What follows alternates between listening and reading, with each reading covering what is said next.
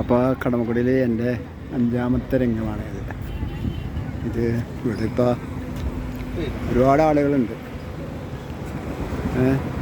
Beach അതിലൊക്കെ ആൾക്കാർ വന്നുകൊണ്ടിരിക്കുകയാണ്. കാരണം ഇവിടെ ഒരു 6 മണിക്ക് ശേഷം ഒക്കെയാണ് കേട്ടോ കൂടുതൽ.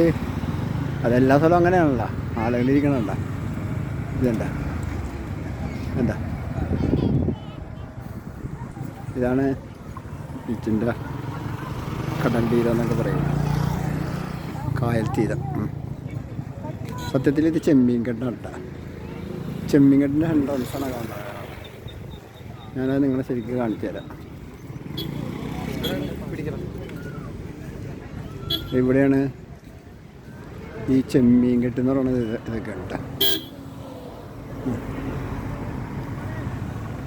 കാണുന്നുണ്ട്.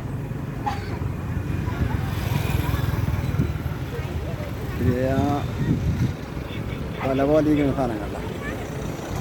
ഇതൊക്കെ ഒരു ചെമ്മീൻകെട്ടിൻ്റെ എൻട്രൻസാണ്. അങ്ങാട് ചെല്ലാൻ കുഴപ്പമില്ല, നമുക്ക് കാണാം. 25 ഏക്കർ ആണ്. മുതലക്കുഴി അല്ല അതിൻ്റെ പേരിലാണ് ചെമ്മീൻകെട്ട്.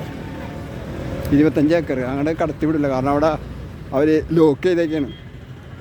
അത് അവരുടെ ബിസിനസ്സാണല്ലോ, അതുകൊണ്ട് അല്ല. ഇതാണ് ചെമ്മീൻകെട്ട് അല്ലേ.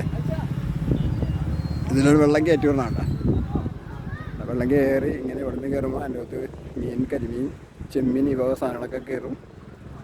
അങ്ങനെയാണ് ഇവിടുത്തെ ചെമ്മീൻകെട്ട് എന്ന് പറഞ്ഞാൽ. 6 മാസം പൊക്കാളിയുണ്ട്, കൃഷിയുണ്ട്.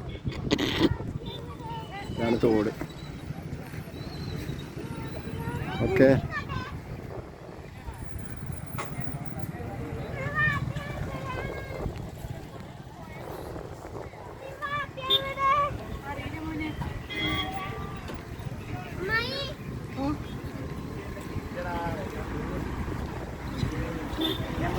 പിന്നെ ഇവിടെ പിള്ളേർ കളിക്കാൻ ഒരുപാട് ചെറിയ പാർക്ക് പോലെ ജിമ്മ് പരിപാടിയൊക്കെ ഉണ്ട്.